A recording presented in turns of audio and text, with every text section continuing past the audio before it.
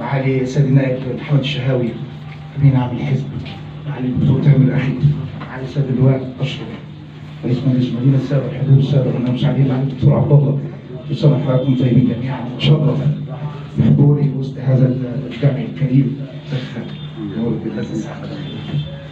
اتشرف بحضوري وسط هذا الجمع الكريم، وانا اتمنى ان شاء الله يكون حلقه اتصال بيننا وبين الشعب العظيم وشعب سيدي سالم وجمهور سيدي سالم العظيم. ان شاء الله تبقى بدايه قويه جدا لترسيخ المفاهيم السليمه والصحيحه لدى الدوله لدى الجمهور. وده من قاعد قدامي كلهم كوادر وكلهم ان شاء الله يعني من اعضاء البارزين في الحزب باذن الله.